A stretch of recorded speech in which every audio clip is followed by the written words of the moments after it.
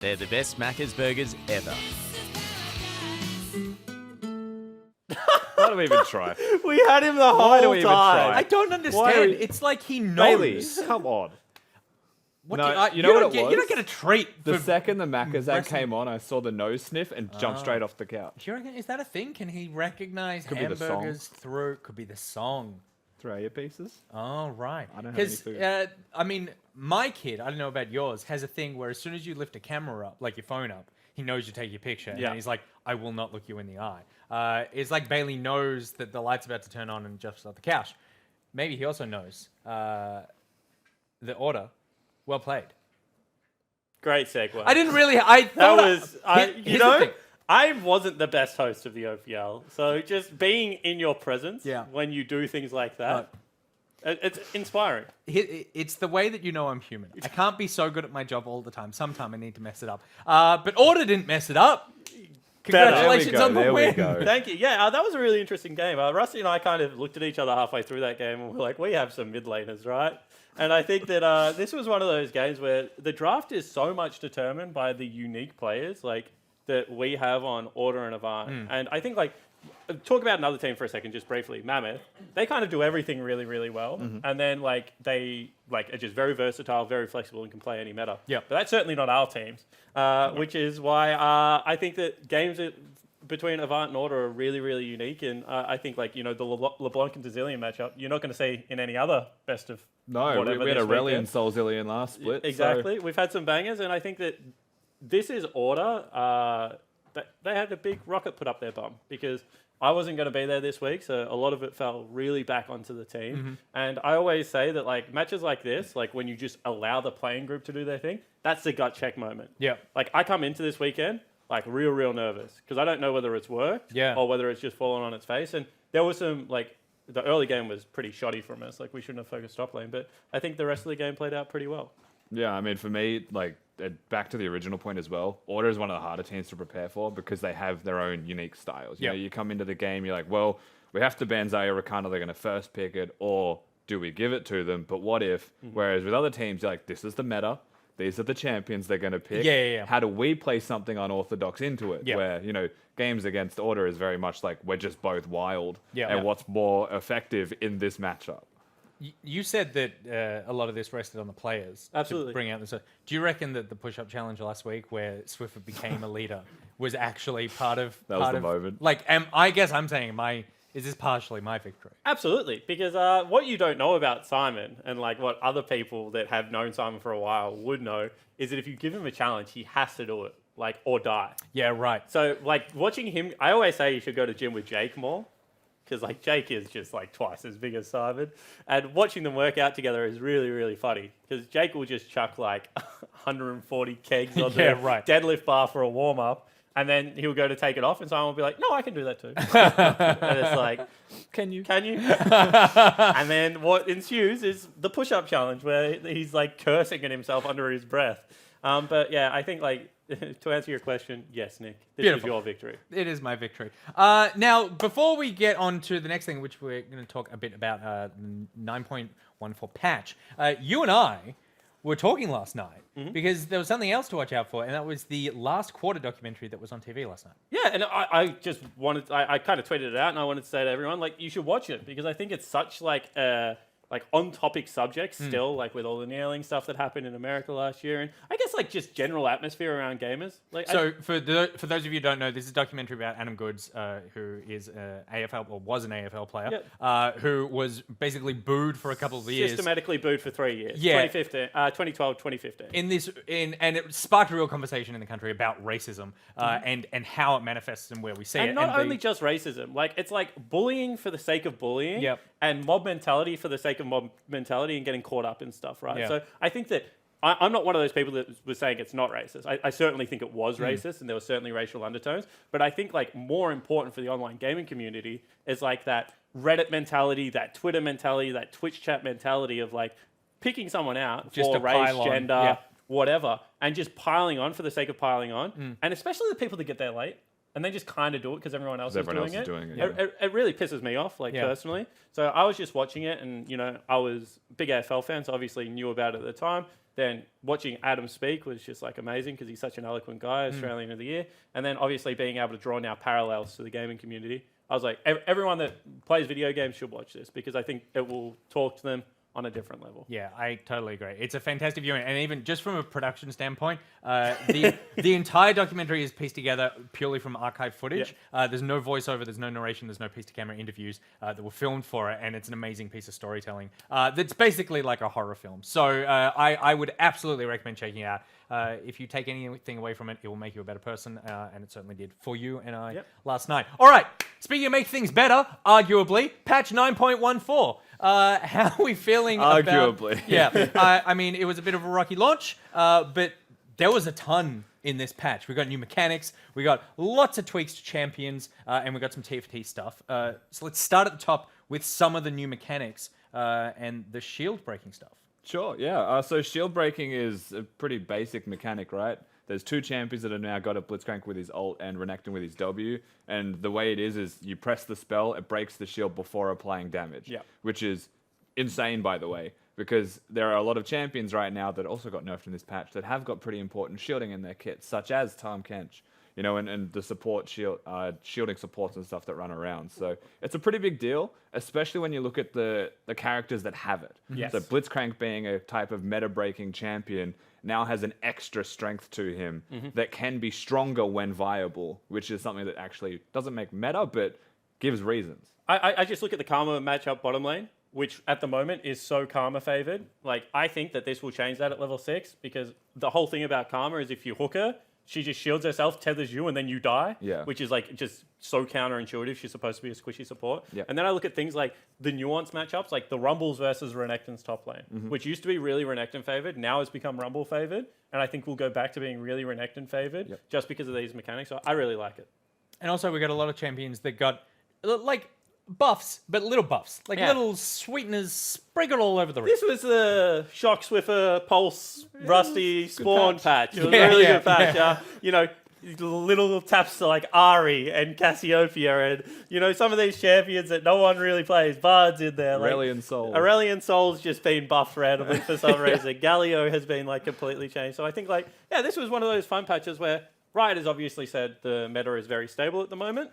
We're happy with the meta, but we want some things introduced into the meta that can change that. So let's bring some new things in. And you do that by knocking things up as opposed to bringing things down. So I like that approach. And I will say that they did take some things down. So they looked at what was like oppressive, you know, particularly Tahm Kench and Akali have seen some changes. So like they've been taken down maybe like 1%, 2%, you know, depending on the champion, while everything else has also been lifted. But the danger with doing something like this is that the meta shifts and it doesn't stay stable anymore just because, like we mentioned at the top of the show, like a 1%er, someone's like, actually, this champion's insane. And then everything revolves around it again and the whole style changes. Well, I'll use Ari, for example. I've been harping on about Ari for about 2 months now. I actually think that she's patch ready. Like right now, since the Glacial build came back, she's got a really good build there. Really good 1-3-1 champion and stops dashes. So like just has a lot in her kit, right? If she was good, like if I'm right, which, you know, I've been right and wrong in the past, called Gragas Jungle before it was a thing, Spooks, but like a 2% buff to this, like, now absolutely like changes the meta, right? Because all of a sudden she's gone from good to like broken, which is like, can be the danger of stuff like this. So I'm interested to see what comes out. And what stood out for you, Rusty? What stood out for me, well, Bard got changed. I mean, that's a pretty obvious starting point for me. It's not a massive change. Serious enough to change the tattoo? Not serious enough to change the tattoo. No, not physical change. I'll be so upset if that happens. Wouldn't that be brutal? That would be so difficult. But no, it's the E got buffed, so movement speed increased. Base health also got increased. So these things are like, in areas where Bard was weak, was like level 1, if someone all-ins in that way, you know, like he'll have not a lot of health, then not a lot of sustain from the W, but now he's just got those little extra nice things to have, so the Bard players will rejoice. Malphite as well, something for you, Spawn. Baby. Malphite. He's my favorite champion. I think he was also in a pretty good spot. He had some niche matchups that he could do really well in, like mainly the Jace matchup and also the Camille matchup. So now his W acts more like Titanic Hydra and is actually an auto attack reset, which means I can jungle him successfully for the first time in like 7 years. Which means we're safe, by the way. That's good. And then his Q now no longer starts from inside him, which was the only ability in the game that like literally started inside Malphite and took 10 years to get to you, and now starts 50 units in front of you and actually hits people in a timely fashion. Why is that important? Because your slow only applies when it hits. So unfortunately, you'd throw out your cheese wheel, and then you would just try and waddle after people. You wouldn't get your speed up. They wouldn't get slowed down, and they'll be like in Narnia, as Bryce would say, by the time it actually bonked him on the noggin. So this is a really good change for him, and he also now gets bigger with armor. Who doesn't I think like that's that? the biggest That's change nice. of all, really. Yeah. Actually might take me away from playing AP Malphite, because now I have to build armor because I want to be a big rock. You want to be bigger. Now, the part of the game that I'm pro-ready for, TFT, also got a bunch of updates. Ranked mode got introduced, which is very exciting. I haven't dipped in yet, but that's going to be my weekend. Twisted Fate got introduced as well. You did. Yep. How do you feel about Twisted? Because I played one game today, and you were sitting over my shoulder, and you were like, you should definitely sell him before late game. And you did, and you finished top 2. I did. That's how I feel about Twisted Fate. No, I think he's a good bridging champion. I think Pirates are fun, right? But Twisted Fate, pretty average. You just kind of get him because he fills in some synergies. The best part of the patch, though, gunslingers now work. So they hit all the things that they need to hit. Seems pretty important for a video game, and I'm glad it's finally in here. And then there's a bunch of quality of life improvements as well. Hovering items over one another when they're on your bench shows you what they build. Beautiful. We've got damage meters, and also individual champions now have stats so you can go, oh, that person deals X amount of damage compared to this person. Yeah, and the thing about the damage meter, I don't know about anyone else. Like, I stopped watching TFT streamers and just started playing it myself. Yep. And now I have a damage meter, and the stuff I thought was doing damage Oh, totally. is the completely wrong stuff. Yeah. Apparently, Tristana does all the damage on my team all the time when she's not even playing. It's insane. Yeah, I think I thought like Volibear was strong, and then there was a Reddit thread about how he sucks unless you have these items. There is one build for Volley. And then I put Volibear on my board, and he did suck. So now I have to Google what that build is, apparently. There you go. So jump in, enjoy TFT, enjoy League of Legends, because everything's changed apparently. Now, speaking of changes, game number 2 for the evening, Chiefs versus Bombers. Yeah, it should be a good game. I mean, this is one of those ones where if Bombers are going to be a legitimate contender, I feel like they have to beat Chiefs once during the regular season. We'll see if they're able to do that. Absolutely. Must-win game for Bombers, realistically, but their inconsistencies have been plaguing them, so we're not sure what form Bombers will show up here, and what we know from the Chiefs at the moment is give them a lead, the game is done. Absolutely. Just instantly done. Who are they playing? Are they playing the old man? Yes, they are. There he is. Fitty. They've got Doss in the top lane. With not his a 24-minute win. He's got his new spectacles. He looks 10 years younger. In the spirit of what I was saying He before... looks like a walking face app. Well, he looked 30 at 16. In the spirit of what I was saying before, everyone jump on social media, get at Swiper, and tell him he looks great with the glasses on. Because he's very self-conscious about the glasses. Oh, and really? I think, a little bit of a pick-me-up for Doss. I think they make him look younger and more distinguished. I'm a big fan, Swiper. Let's see what the glasses can do for you this game as we head into the Macca's Champ Select. Thank you. I'm a big fan of the glasses. You're a big fan of the glasses. You're wearing glasses right I now. wear glasses. Yeah, I actually had glasses very similar to his before I got these glasses this year. So you moved away from them. Why did you move away from them? Yeah, well, I had to give them to You Doss. patched them out.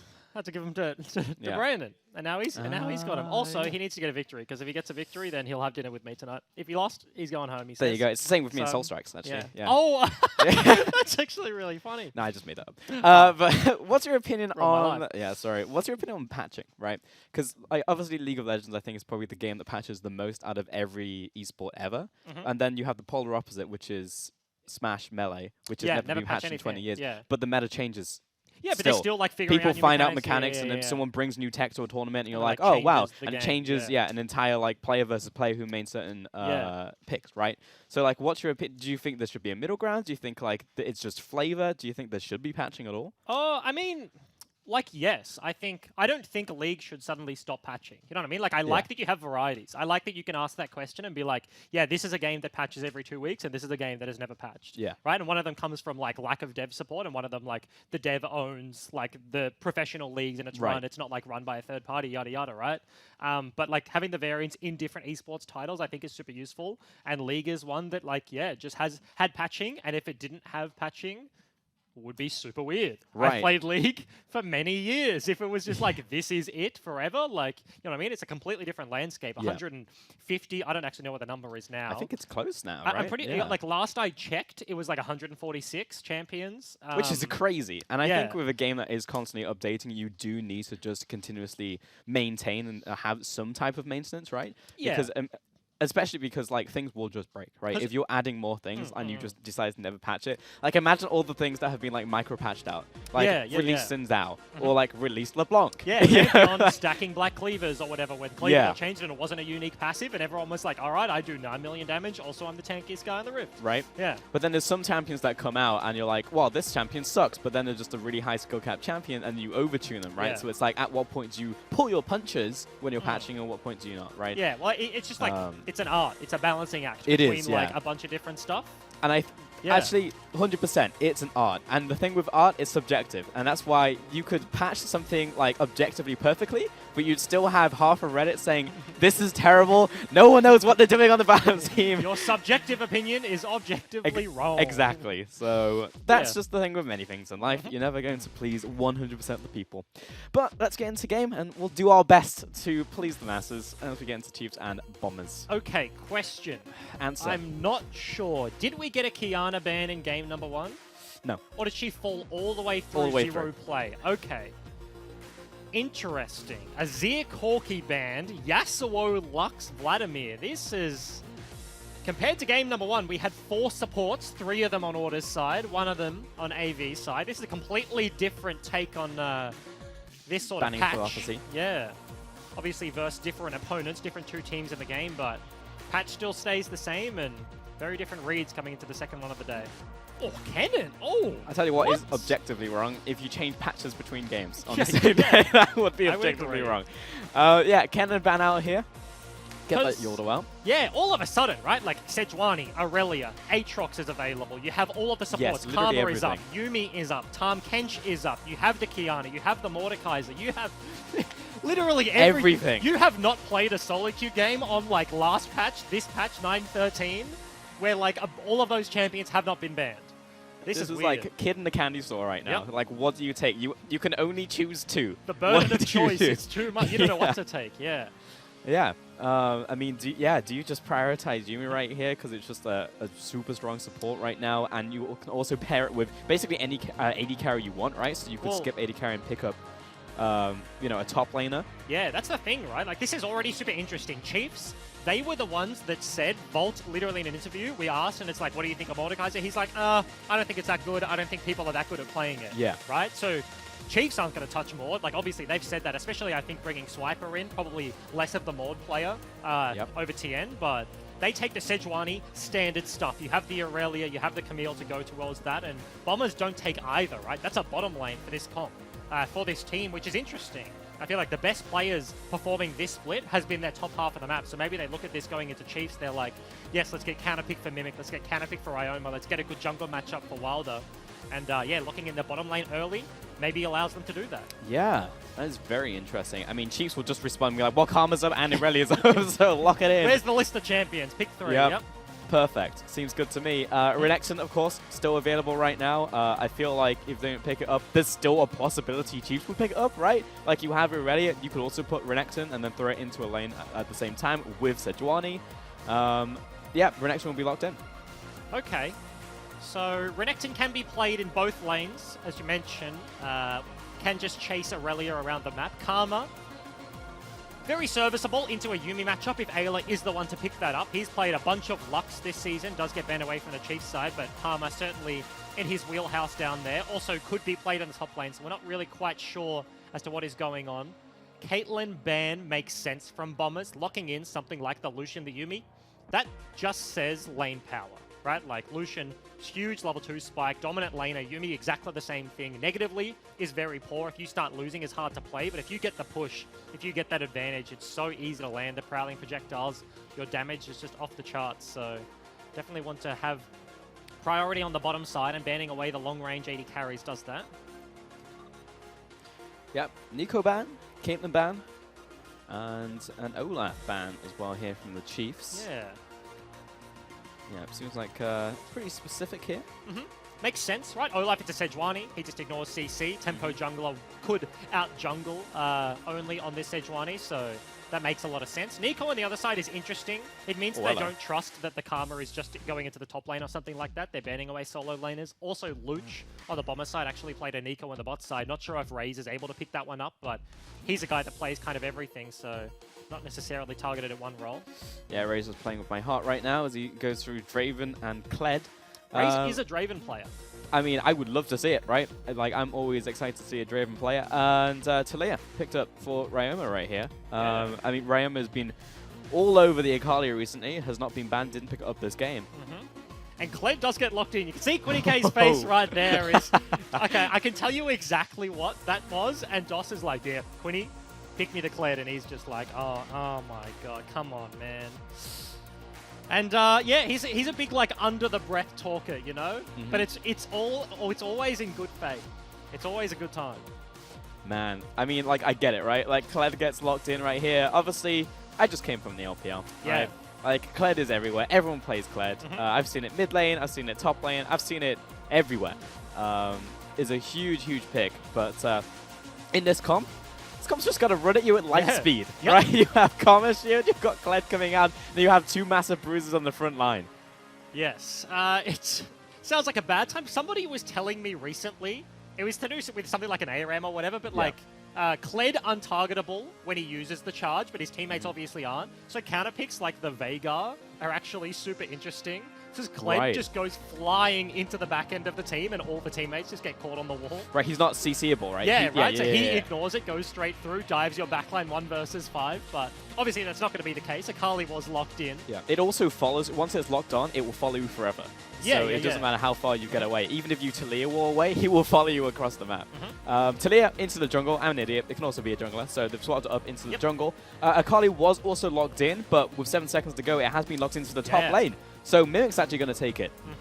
Interesting matchup there into the Kled in terms of like melee trading, right? Like if he lands, how does that work? If he lands the bear trap and a rope, this is pre 914 Akali, and she won't get revealed in her shroud, right? So you can just pop the shroud immediately. He can't just whack away with your bonus attack speed. That makes a lot of sense. So it's an interesting pickup that we haven't seen before. This matchup unique, but makes sense from Mimic's side, and in all honesty, and they do have the tempo jungler, right? The Talia locked in. They can kind of zoom around the map and make things happen. CC, especially in the mid lane, to set up ganks. The Renekton W into the flick can be super potent. So yeah, this is shaping up to be a spicy one. It is, yeah. I mean, I would theorize like Akali basically wins unless Kled is really good at playing battleships and guesses correctly, right? And gets the bear trap in the right place. Also, like, he has a Sejuani, which helps a lot. Well, yeah. I mean, in an isolated matchup, and then you have the Sejuani. Well, as we get into game, we've got Vault with us. How are you doing today? Very good, thank you. Okay, we were just talking about top lane. So what's your take on Kled versus Akali as a matchup we see every game? It's not a matchup that we see very often at all. I think Cypher will be confident in it just because he's a very big Kled player. But I'm sure both sides are a little bit unfamiliar territory here. I actually like that we have that in competitive play. That, like, you can get pocket picks come out and it's like, these are some of the best teams in the OPL, and the coach comes and says, like, I think it goes this way, but like the confidence is there, right? It's like somewhat uncharted territory. I want to ask you about like comps all over the place. This is a game of everything being open, right? Like the bans were like Azir, Corki. Like, yes, we see them, but there was no Sejuani ban, no Aurelia, none of the OPs. Is this surprising to you? It's surprising that we got all of them. Yeah, I thought they were going to like trade them, but they must have a very specific plan into this. And I mean, we knew the Renekton mid flex into Aurelia was coming because of their solo queue. We just saw both of them spamming Renekton all week, so that made sense. And they're obviously a big Akali team, so they were the two solid matchups that we kind of expected. But them giving us Sedge, Aurelia, Karma, I was just like, okay, we'll take it. Let's hope that they don't have something really scary prepared for it, but it looks good. We'll take it. Were you surprised by the bottom lane priority from Bombers? Because it was like Yuumi okay, and then immediately Lucian alongside it? So Yuumi makes sense because Lux was banned. Right. That's like pretty common trade, but like Karma is still a thing. So like that's the usual trade you make when Karma is down. So it's hard to really say, I guess. But the Lucian Yuumi makes sense. They play that combo quite a lot. So it's just comfort, probably. Yeah, okay. And I want to talk to you. I was asking Cyclone in their game about you guys tracking on. We're at the halfway point of the split, still tied for the first place marker up there. Like, how's it looking tracking forwards towards playoffs? You've now played a game with Cupcake as well. You've got that flexible roster. What's the end of the season looking like for you guys behind the scenes? We're on a 6-win streak, I think. So we're pretty happy with where we're sitting right now. There's still a long way to go. And like this time last split, we were in the same position and then had a tough week and lost 2-0. And suddenly first place is really hard to get to from then on, even if I think we won every game after we got 2-0, and we still didn't get first place. So every game's important to us, but we are like obviously in position to be able to take first if we win out, or even like drop some games and probably can take first. So we're really happy with our position right now. And looking at the rest of the league, do you see any like real hiccups in terms of teams? Are there any teams that you look at and you're like, this is probably the game that we need to prepare for the most, or is it pretty much even across the board? So Mammoth, I think, are like the best, or like they're Including biggest. you guys, or I don't include us in power rankings, Okay. but they're the He's best. hedging. They're the biggest competition to us for sure. But Bombers are also really good. I think they're a little bit underrated right now by some people. So they're like definitely a threat to us. And Direwolves also will come online eventually at some point. Like 2 Korean imports, they have to get there. okay, it's an inevitability. Yeah. Okay. All right, well, thank you so much for your time, Volt, and we'll catch you later. Thank you very much. Perfect go, timing. stun. We have a gank into the mid lane. Flick comes through, and it's too clean coming out there. First blood for Wilder. Yeah, it makes it look so easy. Stun into Flick, knocked back through the pebbles, and Claire can go absolutely nowhere. And it was almost too touching when Volt was like, I think Bombers are underrated, as Swiper gets demounted, and I'm like, is this a solo kill? Yeah. Immediately pans it to the mid lane. Claire gets boomed by Jungle Gank, so... Yeah, certainly looking the case there, because of course Chiefs are sitting 8-2, right? Bombers 5-5, smack bang in the middle of the ladder, so score not necessarily equal, but certainly have been getting better week to week. That's exactly what you want to see, you know. It's like when you call it. Well, as we take a look at this 1v1, you're like, okay, I'm going to go in, I'm going to flick, and then you're going to like chase the tower, and it's just going to be a kill. And it's just like, works out, and you're like, well, I was expecting something was going to go wrong, but I guess we'll just kill him. Cool. Of course, also has the press the attack on the Renekton. Top lane Renekton, you do have the choice, like going Conqueror, going press the attack. But mid lane, shorter lane, trades are often shorter just by virtue of that once again. Flash still here for Claire, but this is a return. Ryoma's prepping the wave. I imagine Claire would see this gank, or this is going to be a recall, actually, not just not going to show position. Claire would immediately just leave. Knows that it could happen, so... Yep, recall out there from the Talia only. Packing through the jungle. I believe he will be spotted by a ward on top of Crab Vision. Yeah, interesting that there is a ward on top of the crab. Well, no one expects there to be a ward on top of the crab, right? So, yeah, that's actually smart, right? Like, he goes in, expects himself to be hidden. Ryoma has priority as well and is rotating, so top fight tracks on, but looking like a flank here onto only. Ooh, dodges the flick, but Rogue and Ryoma coming in from the mid lane. Raze and Ayla doing what they can. Will shield up the Sejuani, but yeah, we'll turn around and try and help out the bottom lane now, who will arcane shift over the wall. There's always that second when you line up and hope that you don't bonk. And it's almost comical. MVP ward on top of the crab. Yep. Only got so baited walking in, thought he could just trade that one out. At worst, he's like, yes, Wilder comes in for a reset, he face checks. I can just queue over the wall, and that's what you saw, but was surprised as soon as Ryoma just walks around the corner. All of a sudden, the slow from Yuumi is enough, the stun from Renekton, and very easy cleanup, so... Chiefs certainly coming into this one's the favourites, but a rough start to this as the Ocean Trade also goes over to Bombers. I mean, there you go, folks. You know, that's just a new one for solo queue, right? Like, just ward up a place that's already been, has vision, such as the crab. Because it's like one of those things that you just like accept as a truth in League of Legends. Yeah, it's an assumption. Yeah, that right? I can path this way because crab vision only gives this much vision. I can walk this way, right? Like, you know those places. As I think that only works against someone who's played leagues such a long time and has that conditioning. You know, you've literally Pavloved them into a death. Pavlov's ward. Yeah. Okay. Pavlov's ward. That's what we call it. There you go. If that ever happened on any other broadcast, Ejim and I have just named it Pavlov's ward. That's incredible. Big fan. It's also... Oh, okay, hold that. Ryoma. Yeah, Caesar was already in Slice and Dice Dominus. Top lane, going to be a 1v1 kill. Oh, the That glasses. was Mimic with the kill, right. Yeah, they're... Wait, oh, yes. Okay. Battle of the Glasses. I was going to say, like, Swiper's new glasses reigning supreme, but no, Mimic picks up His the glasses solo kill. reign supreme. Yeah. Yeah. And, okay. So, across the board now, that's... Assists onto the bottom lane. They picked up those onto the Sejuani, but mid lane early gank for Ryoma. He picks up one. Now Mimic gets a straight up solo kill up here. See how it happens. Theoretically, good start for Kled. Yeah. Has the attack speed. Gets demounted. Maybe sticks around. Misses. Okay. Right. Misses the buckshot and immediately gets punished. Level 6 gets dinged by both parties and... You know, the way I'm looking at this Cleans matchup now, I feel like you can never initiate as Kled because you need to get violent tendencies off, and if you've landed the bear trap on the rope, you need like 2.5 seconds to fully land your combo, right? Yeah. So then Akali just mashes Shroud, Yeah, and as then long you as, never like, get your passive off. Yeah, Shroud is up. Akali wins. Yeah. Shroud is down. Kled wins, Yep. maybe. Yeah, Kled should we win. haven't proved that yet. Yeah. It's, Question, if Kled ults and Akali is shrouded, does he lock on? Yes? does he lock on? Yeah, with his Or ult. does he hit? Well, both. Because if you don't have vision... Because does he only lock on to things he can see? No, I'm pretty sure he would only lock on to things he can see. Right? Because if you can... Let's say somebody is that ward in the river right now. Yep. Kled ultied up the river. Would he lock onto the ward if he didn't have vision in there, right? I I don't think know. he would. I think it would continue to go up the river. And as long as he hasn't locked on previously, like if Mimic is slow with the Shroud, Yeah. and he has locked on and then Shrouds, he's still going to lock on and hit, but then we'll lose vision, because Right. it's an obscurity, not invisibility as of this patch. Okay, this is Yeah, so yeah, weird. because what he can do, because he can lead with Q, right, and then Mimic immediately Shrouds. He keeps Violent Tendency so he doesn't auto-attack, and follows up with Ultimate, right, and then it's a Camouflage, and then he follows up with auto-attack. And then in that situation, Kled wins.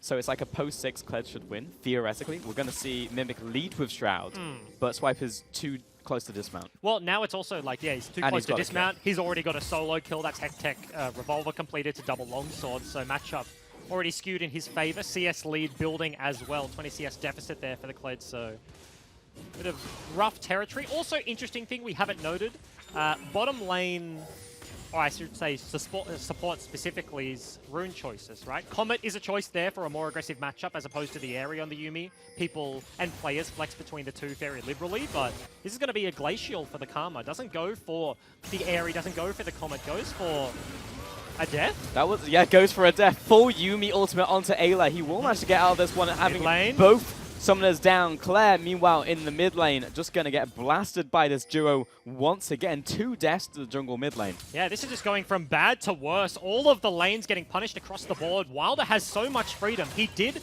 burn his flash in that department, but now Ryoma pushing in. The mid laner is dead and only is on the bottom side of the map, so Swiper may be in dive territory after this. Only's coming down. See if he goes for it. Yeah, it looks like it's just going to be a recall. Meanwhile, in the jungle, though, top side, Swiper has been located, and he just came down to try and ward, see what was going on, and now he's in the middle of 3 Bombers members and will instantly drop. Yeah, because in theory, that's the play you want to make, right? Like, you know the jungler is around, you want to get vision of him, know exactly where he is, but the mobility there from the solo lanes. Mimic dashes over the wall, Wilder locks him in with the Weaver's Wall, and fortunately, Swiper now heads into 0-2. Rift Herald gets started up. Remember, Bombers, after the mid gank, after the bottom play, they killed Only, got the Dragon already, so this is very early objectives going the way of the red team, and Ooh, full combo coming out from here from Only, and just base damage doing so much. Herald's even getting involved, and Wilder CC'd for 6 years and just straight up shut down. 600 gold in the back pocket of Only. yeah, out of nowhere, Rift Herald just hits him in the back of the head. You saw Raze wanted a piece of it. True Shot Barrage Paid him comes in, yeah, all the way from bottom lane. Is slightly too late, but this may mean that the Rift Herald goes over to Chiefs. Collapse is here, entire bottom lane for Bombers, whereas Raze is still backside for Chiefs. Still walking. 3v4. Here comes the Kled. He goes straight past the play. Only jumps in, but he's low. Luke flashes forwards, collects the kill. Ryoma backing away now, but he's going to fall to the Renekton. Claire pushing forward, but he now drops, and it's a 3 versus 3. Claire will fall while getting the double kill. Swiper getting chased back. Mimic on his tail. In comes Wilder and Luch. And Luch is getting maximum DPS in his fight. Another kill onto Swiper. It's a long fight, an absolute slugfest, but a 2-for-3 trade at the end of it. Only now just spawns, and Chiefs, they wanted the collapse. They had Raze walking over. His TP wasn't up and available yet, but unfortunately they end up on enemy territory, are way too deep. Kled ulti misses. Nice dash from Ryoma, gets himself out. Has Rogue in his back pocket as well. Remember, Only burnt the ulti solo killing the jungle matchup, and Talia eventually will make it to this play. So if Chiefs continue walking forwards, they know that they will run into Wilder, and that kind of speaks to why they don't super hard commit. The flashes are backwards there from Raze. Has to get out of the play as Swiper just gets cleaned up alone at the back end. Yeah, unfortunately chose the wrong place. I mean, I think it's more likely in those situations you're going to go up ramp than you are into mid lane, I think. But it was a 50-50, right? Like, he just chose to go into brush. So unfortunate, because I think if he locked on there, we would have had maybe another kill or managed to fuse the last kill. Yeah, that could be like trade. Ryoma dies, Rogue Right. is on the back, that's 2 kills. Like Yuumi, as soon as she dismounts, is the easiest kill in the world. So, yeah, close. Infernal Dragon spawns as well. Did get started up, but it looked like Wilder just wanted the crab at the end of the day. Looking towards this Infernal Dragon now. Chiefs are stepping up. I mean, there's a bunch of wards right here. They're pretty much clearing all of this out. Bombers are not looking for a fight right now. Talaze even pathing towards the top side of the map. They still have multiple wards on the area, but while this is happening, Ryan was getting a good amount of damage into mid lane. We'll actually pick up another plate here. Kled has left the base, but doesn't actually have charge on cooldown, so maybe feigning a play almost. Has probably 20-25 seconds before the ulti is there. Chiefs are actually going to start this one up. They know Mimic has no TP.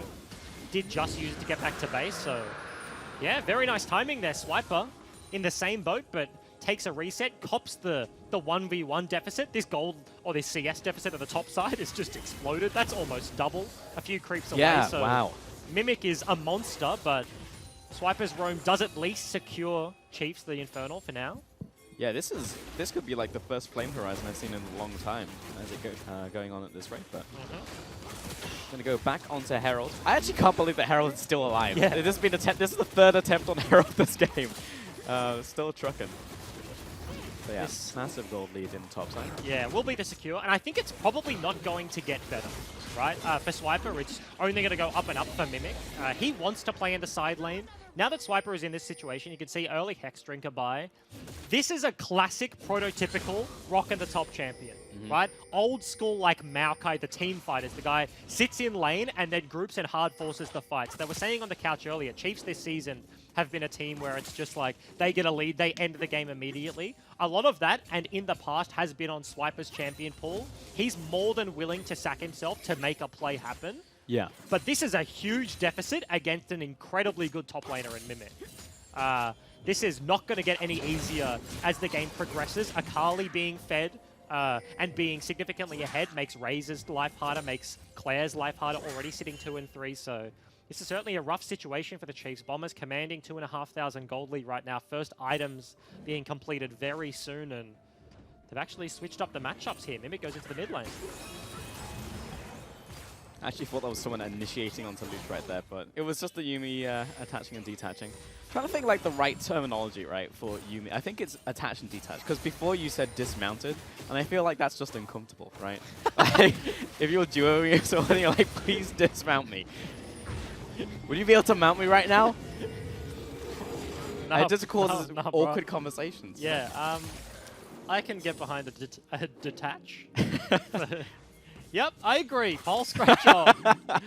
we figured it out. You and me. I think we figure out a lot of things in our Pavlov's Ward casting. and Yuumi detach.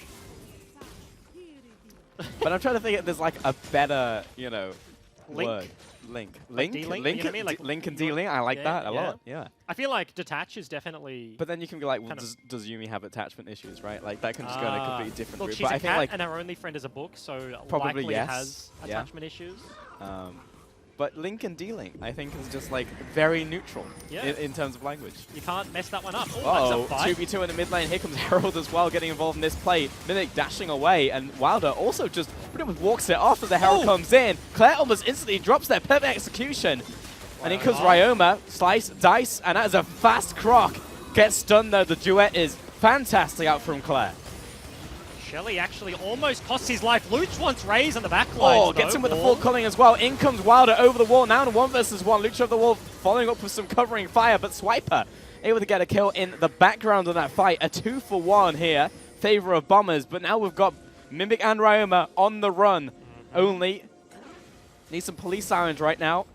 Following us to Ryoma. Ryoma wants it. He got the stun. It might be enough just to push him away. No, gonna go for the Arctic Assault. Mimic over the wall. He's looking for this low health Sejuani. The in comes Swiper as well. Ryoma will have to trade off against this. Had the stopwatch. Mimic is looking for it. Over the wall. 5-point strike. The turnaround. Swiper dismounted. And Luch comes in for the cleanup. Yeah, the solo lanes from Bombers once again. The 1-2 punch over the wall. Mimic cleans it up after Tommy does so much damage. Renekton, after that last fight, goes back, buys a cleaver, shreds through the Sejuani. They find the dive they needed. Even Shelly getting in on the action throws Claire back in the beginning. And this gold lead, I was saying it was commanding. It's 2,000. The solo laners are getting ahead. That just literally doubled in the last 2 minutes. I mean, Chiefs tried so hard to clean up those kills at the end of that fight. So Sejuani's literally on a 1 hit. And it's like, why have stopwatch? It's okay. And maybe just assume the Akali had recalled, but Bombers played this to perfection. Mimic comes over. Hits him with the shuriken over the wall, and Luch finally makes it to the play just walking up the river. There was vision on everybody in that play. Chiefs knew Luch was coming. They knew exactly where Mimic was, but kind of chased a little bit too far up the river. Ryoma uses the fog of war in the bush to turn that one around, slice over multiple people, and very nicely played. We're now 18 minutes into the game, and the best thing that Chiefs have going for them is the Inferno Dragon they have. There's another one, is actually spawning in 5 seconds from now. But it looks like Bombers have positioning over it. They actually have Ryoma in the bottom lane. Luch is controlling the mid lane, and the tower's already dead. So in the best position you could possibly think of as Ray's ultimate comes across. And hey, he got the timing right that they're on it, but not close to a steal. But why not try? Just a Hail Mary, you know, doesn't really cost him anything. Bombers just going to be conceded that one very easily. Mimic is alone underneath this turret with 3 people around, but Shroud can be incredibly annoying. Pink Ward does spot the Sejuani. Ayla hasn't showed as of yet. Q over the wall is going to ding it, but Bombers are just hard committing to the other side of the map. Chiefs are kind of caught napping. They're fishing for an opportunity. Mimic doesn't give it to them, and that's another turret going to the Bombers. It's actually so awkward when you have 3 people looking towards an outer turret at 18 minutes, and the Akali's just like, I'm going to stay, and you're going to leave. Yeah, he just calls the bluff. He's like, all right, sure. It's just one of those few champions who can do that. I mean, Kled as well, to be honest. If this lane was reversed right now and the Kled got ahead, he would be in the same situation. You can't die the Kled because he just gets Skull back and is unkillable. And he just kills all 3 of you underneath the tower. So very snowbally. As you can see, Hextech, Gunblade completed, and the boots looking towards the sell, the resell. And it looks like it is going to be looking towards maybe Haunting Guys. We'll see. Does so much damage, right? And we haven't seen the Akali interact with the Ezreal in a team fight or interact with the Aurelia, really. Which is good for Raze, because he doesn't want to interact with the Akali ever. But what I'm saying is we're approaching the 20-minute mark. Infernal Dragon now 1 apiece between these 2 guys, so it's not like Mimic is lacking damage, and Big Purple Worm does tend to draw teams out of their base. Chiefs are going to have an answer as Bombers look to set this one up, so big fights are building. Glacial build from Ayla means that he's been working on the Spooky Ghosts, you would expect, but not quite there. Actually, he's going for the GLP.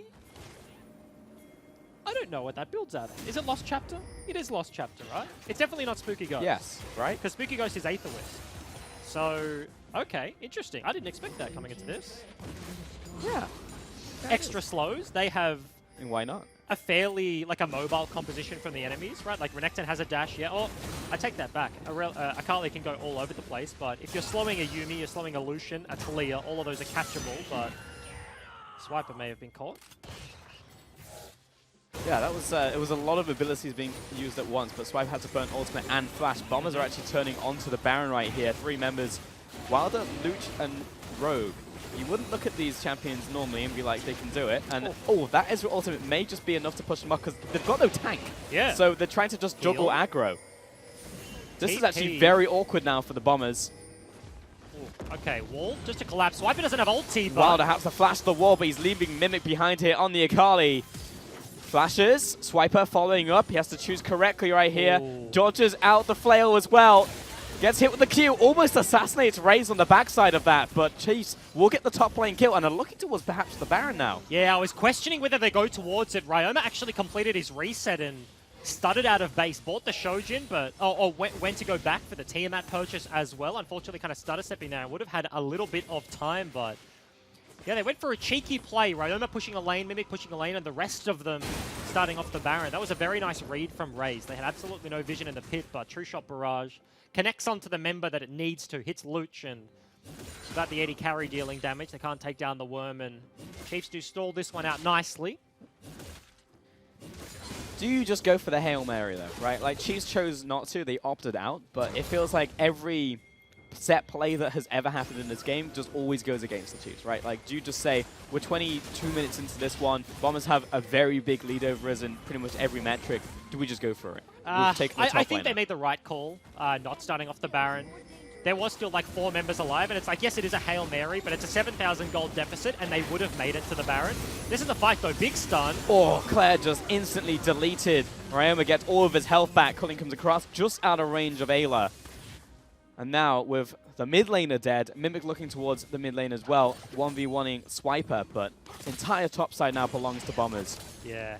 And that was Chiefs being proactive. Claire landed the stun and went into that play immediately, gets hit with Book, gets hit with all of the damage in the world. It was being proactive. Raze barely doesn't get one hit by Wilder over the wall, who now has a Zonyas, so much harder to take down. Bombers continuing this pressure. 8 seconds on the Irelia, and they break the complete ring of inner turrets. So 6 turrets to 0. There's so much standing gold on the map. If the Chiefs can somehow win a fight, get back into this one.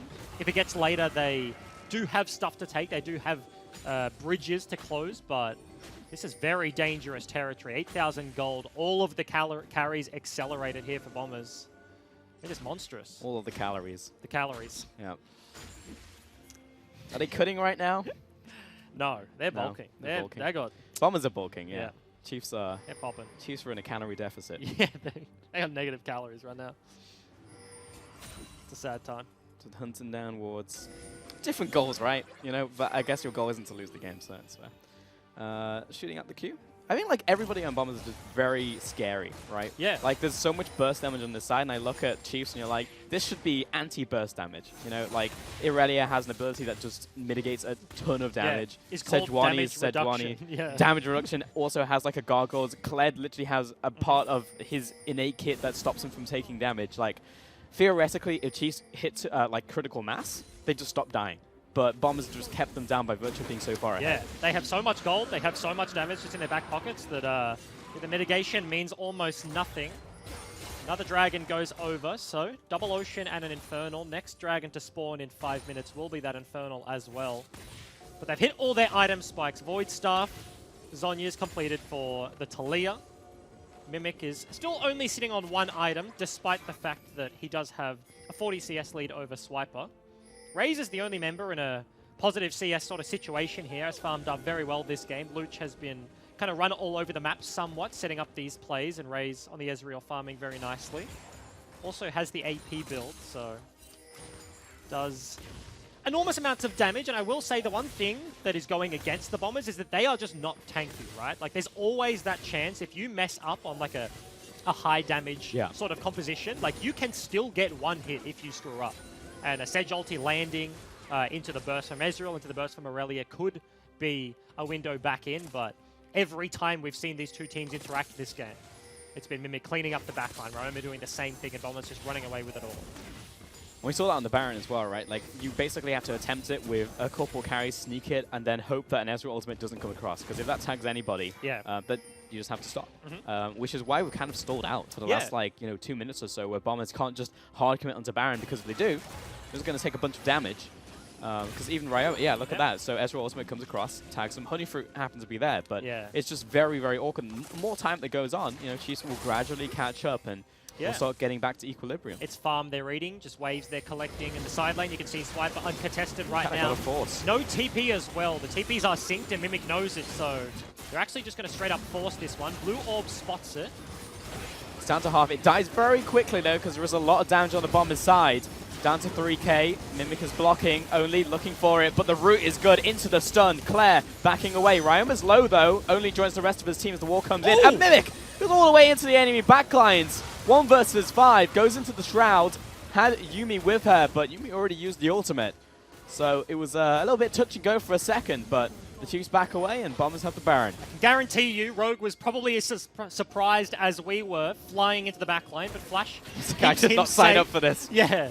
Links onto Mimic. They get the Baron, don't lose a single member, right? Only was desperately trying to get into the pit, but some very nice shepherding from the bottom lane of the Bombers. Luch and Rogue, I believe it was. They dashed forwards, landing the slow, and looking to keep him out. So no contest, no 50-50. Was a 2-level lead for the Talia anyway, so certainly their favor, and now have 5 Baron buffs, all of their members. Items now completed. Morello's there for the Akali. So 2 items done, all the tools they need. Flashes up all over the place, and certainly looking to start knocking on the door of this base. But it is slow, though. It's like, it's not a game where it's like, all right, now they go Baron, and now they just run at the mid lane, and then they just run over Chiefs. There's still, like, there's caution in this game from Bombers. It's like, there's a little bit of setup. It's like, catch the waves, push it in slow, try and find a pick, which has actually led to most of the objectives in this game, has been a pick. But now this is the first kind of time where I look at it and it's like this could theoretically go wrong. There's a higher chance of failure when you look at the inhibitor line, right? Yeah, like if Chiefs get a good engage or manage to nuke down someone who goes in, then this could turn around. Okay, charge in mid lane. Hits the mid lane. Luch has the flash though. They've got a flash for it. In with the Vanguard's edge. Luch is permanently stunned on this one. They get instantly 2 kills. Wilder down into the stopwatch, but the rest of the team is not here to save him, and they are so squishy. We just mentioned this. Recall coming in from the Renekton. While they check the brush, they see him at the very last moment. They will not be able to stop him from recalling, but 3 kills. Death time is very high at this point in the game. You could see only there, his flail was about half a second off cooldown as he watered the bush, so couldn't close that gap. And just as you say, you close in on the base, it becomes very difficult when Chiefs have all of their members on your screen. Charge didn't even need to land, right? He corrals him in the right direction. Claire with a hard commit, and you kill Luch, you kill Rogue at the same time. Very easy cleanup there, and 5 Barons turns into 2, I believe. So, Chiefs find a lot of time. But we'll take another look. He goes right, so he forces Luch left. Ayla and Only are on the flank, but that is just ballsy play. You know the flash is down. Stun connects over the top. Mimic has already started his TP. He knows the fight is happening. Sitting in the side lane, wants to be a part of it, but too little too late. So they get the summoner, they get 3 kills, and they take off 3 Barons. Definitely useful there for the Chiefs. Nice holding on. Oh. Here comes the wall, Very splits nice up the wall. fight perfectly. In comes the Yuumi ultimate, locks down Only. Claire immediately goes into the stopwatch. And will just get finished off by the double kill coming in for the Lucian. Raze backing off into the jungle, but Ryoma, you cannot get away from this Crocodile. 3 kills. And Bombers, they may have just done it. Yeah, that could be it. 40 seconds on the death time as Ayla and Swiper, the only 2 members standing between Bombers and their Nexus. Baron buff still here, so the wave is significant. Can they hold this one on? You would think this would just be it. They have the Baron buff is actually just finished, but Ayla and Swiper, what can they do? Well, the Cled's gonna try. 1 versus 5, dismounted, instantly killed onto the Nexus turrets, and with the death timers, this should be the cleanup here. And it was touch and go for a brief second, but Bombers will clean out the game. 29 minutes, and they find themselves a win. And you can see the happiness. Rogue with a cheeky clap above the head. That was a dominant victory from the get-go, right? The early laning phase went their way. Transitioned it, yes, you mentioned a couple of hiccups here and there. You kind of get that with the Chiefs teamfight composition. Swiper forces enough times, and it does stick, but that was a super dominant performance from multiple members. I think Wilder had an absolute banger game, to be honest, on the Talia. Got active very early in that matchup into the Sejuani. You really, you don't get outscaled per se. She scales fine. She does significant damage later, but you want to get the ball rolling. You clear quicker. You want to get access to the mid lane. He linked up very well with Ryoma, linked up very well with Mimic in the early game. Made things happen, and that lead just snowballed there on out. And, Volt was talking to us at the start of the game, and he was like, we're on a 6-game win streak right now. Yeah. That was a 6-game win streak just toppled by Bombers just straight up. Yeah. I mean, that's a huge deal for them because obviously Chiefs looking towards the end of the split now as we're in the second half and looking to accumulate wins. And he was talking about Bombers being a sleeper team, right? You mentioned Mammoth, no surprise really to anybody, right, who watches the OPL. But then you talk about Bombers being an underrated team, and they just come out there swinging against the Chiefs. Yeah, because this is scoreline-wise, you can look at it, it's Chiefs top of the table sitting there now. Not the case if Mammoth pick up a victory here today, but they have looked good, and it's now multiple coaches. Volt has said on air just half an hour ago before this game that yes, Bombers I think are very good. I believe Fantix as well in his interview has shouted them out to be yeah, they look they're actually better than their scoreline. Right. And the way Volt phrased it was like they are just getting better, right? Over the course of the split, and this is it. It took some time, Luch coming up, role swapping onto an AD carry. I feel like the first couple of weeks, him and Rogue struggled together. Yep. Now playing Yuumi Lucian, looking comfortable on that one, linking up with the solo lanes, and they're just looking more cohesive as the split gets on. Because we also questioned the draft at the start, right? It's wow, you just gave up 3 power picks in exchange for your bottom lane, but clearly it worked out in the end there. Yeah, how you give away Aurelia, Sejuani, And Karma, still take the game. and it's just and still take the game in that fashion, right? The draft, 6 things get banned that aren't those champions, and then very early on, gold lead, smash that one out. Yeah, it's a good game. It was a good game. Well, that's it from us for Game 2. For now, we're going to send it over to Nick with a player interview. It was a very good game. Luch, congratulations. Thank you. I mean, if ever there was a time to destroy the Chiefs, than it was today, beginning the climb back up the table. How do you feel? Yeah, super stoked about that win. That was a really big win for us, and yeah, it gives us a lot of confidence towards future games. And how are you feeling? Because obviously Bombers last split, totally dominant. At this split, it's been touch and go there for a while. Chiefs were looking like they were taking it out. How did you approach this game with such a calm head, it seems like? I just play my own game. I think we all play our own game. It doesn't really matter who we verse. We're just going to try to do what we want to do. And I understand Bombers were really dominant last split, but yeah, we're just trying to get back to that point. Well, yeah. There's still plenty of time. Yeah, It can absolutely happen. Now, you have made a pretty big shift from mid lane to ADC. What prompted that? Well, I actually stopped playing League altogether, and I got a message out of the blue that Bombers needed an ADC, and I've always kind of wanted to play ADC. So I thought, yeah, we'll give it a whirl, and yeah, I'm really enjoying it. I really like playing ADC, and just relying on my support. So yeah, it's not all on me in mid. And how have you found the transition? Was it relatively easy, or was it something that took a bit of time? I think because I stopped playing League, it's been pretty tough for me, because like I took a lot of time off. So I'm just really trying to get back into the groove, and it's kind of like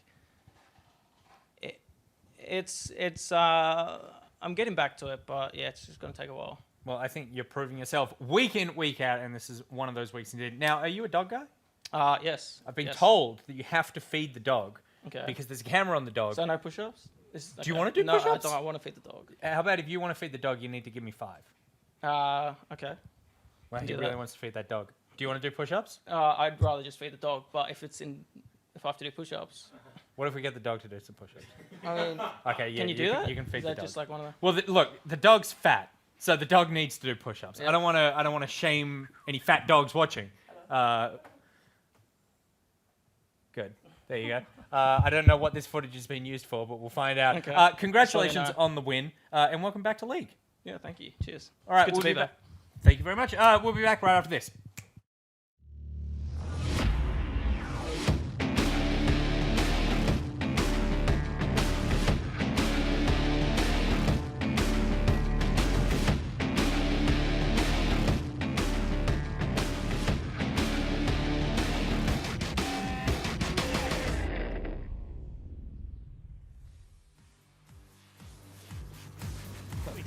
We have gank into the mid lane. Flick comes through, and it's 2 lane for Bombers, whereas Raze is still backside for Chiefs. 3v4.